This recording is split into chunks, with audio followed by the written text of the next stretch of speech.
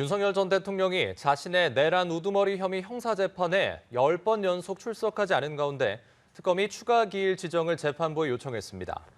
내란 특검은 윤 전 대통령 내란 재판 공판기일에서 김용현 전 국방부 장관 측이 낸 재판부 기피 신청이 인용돼 재판이 중단된다면 해당 기간에 같은 재판부가 진행하는 윤 전 대통령 사건이나 조지호 경찰청장 재판에 추가 기일을 지정해달라고 요청했습니다.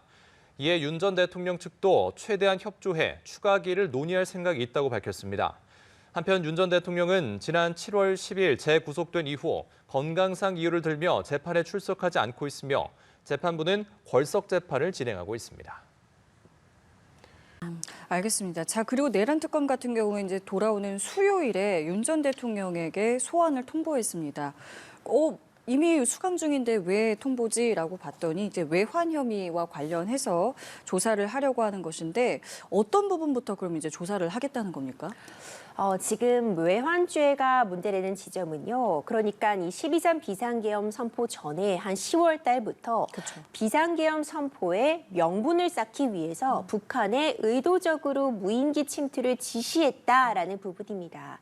이 과정에서 북한을 고의적으로 자극을 해서 북한 측의 도발을 유도하고 이것이 12.3 비상계엄 선포의 어떤 명분으로서 하나 작용하게 하기 위해 고의적인 이런 무인기 침투 지시를 하였는가가 쟁점이 되고 있습니다.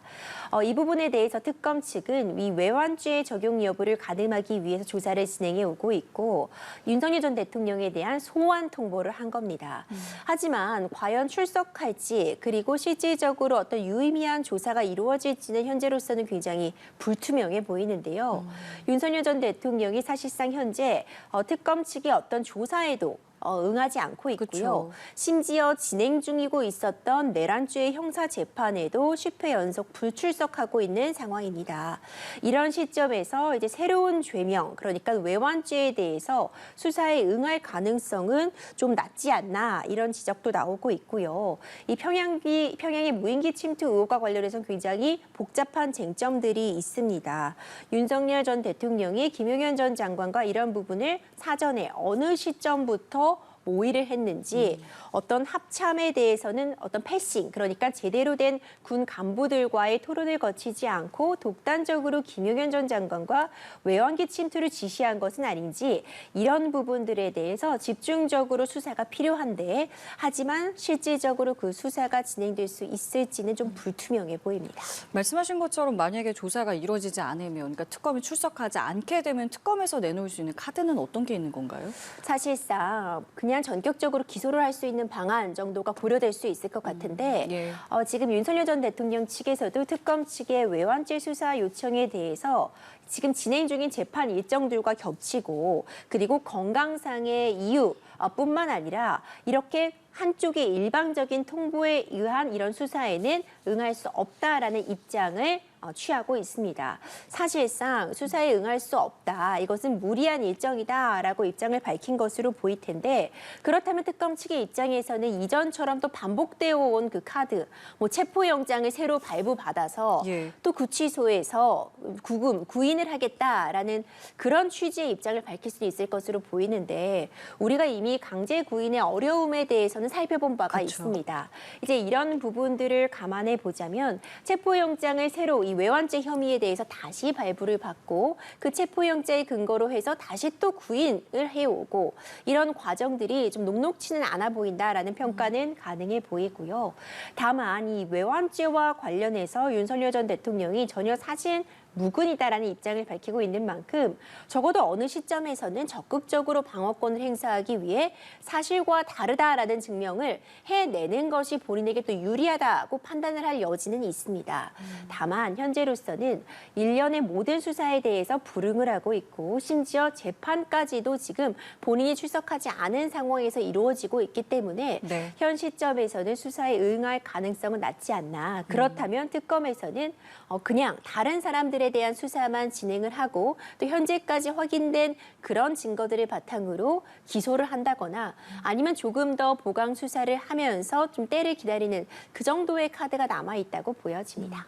내란 특검이 윤석열 전 대통령에게 오는 24일 출석을 통보했습니다. 평양 무인기 의혹을 조사하기 위해서인데요. 그간 특검 조사와 내란 재판을 거부해온 윤 전 대통령이 소환에 응할지는 미지수입니다. 이동훈 기자입니다. 내란 특검이 윤석열 전 대통령에게 오는 24일 오전 소환을 통보했습니다. 평양 무인기 의혹과 관련해 외환 혐의 피의자 신분입니다. 특검은 윤 전 대통령이 비상계엄의 명분을 만들기 위해 작년 10월 평양에 무인기를 침투시켜 북한의 공격을 유도하려 한 게 아닌지 의심하고 있습니다. 해당 의혹으로 윤 전 대통령에게 소환을 통보한 건 이번이 처음으로 외환 의혹 수사가 정점으로 향하는 모양새입니다. 특검은 그간 김용대 드론작전사령관과 이승호 합동참모본부 작전본부장 등 작전 지휘라인 핵심 인물들을 수차례 소환하며 진술 확보에 주력했습니다. 특히 특검은 윤 전 대통령이 대통령 경호처장 신분으로 군 지휘 계통이 아니었던 김용현 전 국방부 장관과 작전을 논의하고 합참을 건너뛰며 작전을 실행한 건 아닌지 의심하고 있습니다. 이와 관련해 특검은 윤 전 대통령 소환에 앞서 오는 22일 김 전 장관에 대한 구치소 방문 조사를 진행할 계획입니다. 다만 윤 전 대통령이 조사에 응할지는 미지수입니다. 지난 7월 재구속된 뒤 건강상 문제를 이유로 특검 조사나 재판 출석에 불응하고 있는 윤 전 대통령은 세 차례에 걸친 내란 특검의 구인 시도, 김건희 특검의 물리력을 동반한 체포영장 집행도 버텼습니다. 윤 전 대통령 대리인단은 소환일 다음 날부터 연 이틀 윤 전 대통령의 재판이 예정된 점 등을 들며 특검이 일방적으로 일정을 통보했다고 반발했습니다. 대리인단은 입장문을 내고 외환 사건에 선임되지 않은 변호사에게 문자로 통지가 이루어져 몹시 부당하다며 원칙적인 우편 소환 통지서를 받은 뒤 조사에 응할지 여부를 검토하겠다고 밝혔습니다. 이에 특검은 구치소 측을 통해 윤 전 대통령에게 출석 요구서를 이미 전달했다며 대리인단의 주장에 대해 선을 그었습니다. 연합뉴스 TV 이동훈입니다.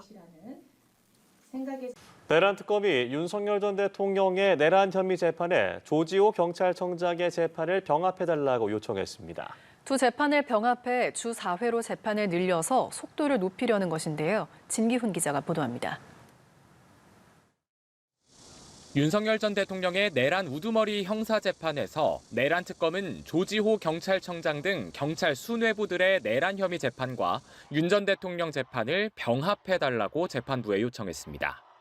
현재 서울중앙지방법원 형사 25부에서는 윤 전 대통령 재판과 김용현 전 국방부 장관, 조지호 경찰청장의 내란 재판을 맡고 있는데 이 중 진행 속도가 빠른 조 청장 등의 재판을 우선 병합해달라는 겁니다.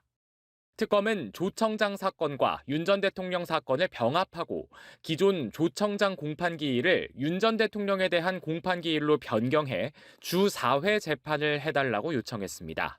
그러면서 이른바 국정농단 재판도 주 4회 진행된 전례가 있다고 언급했습니다.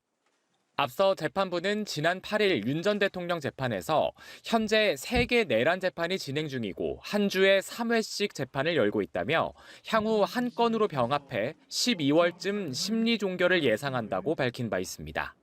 재판부가 특검 요청을 수용하면 주 4회씩 집중 심리를 진행해 윤 전 대통령 재판에 더욱 속도가 붙을 걸로 보입니다.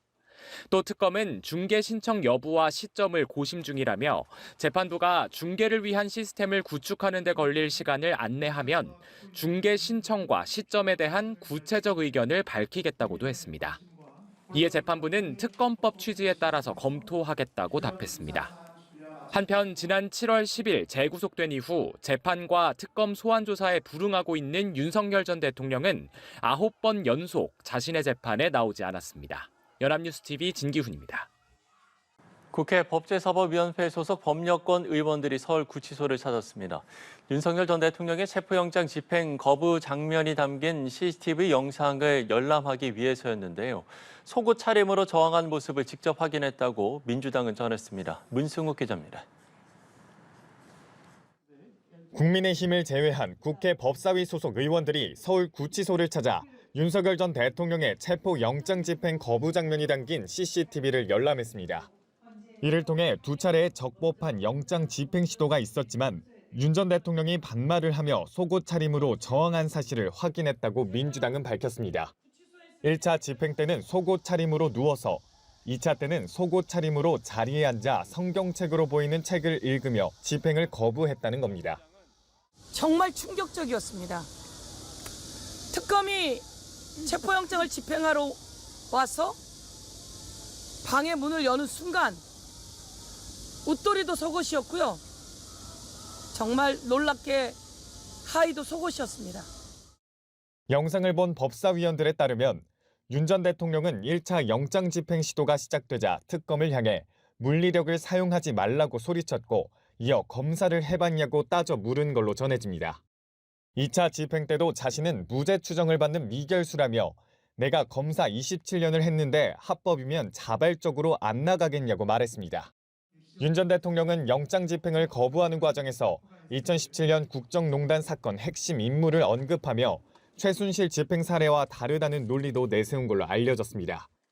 수용자 호송을 담당하는 출정 과장이 한때 대통령이셨던 분이 그렇게까지 하시느냐고 달랬는데도 윤 전 대통령이 체포를 거부한 모습 역시 확인됐다는 전언입니다.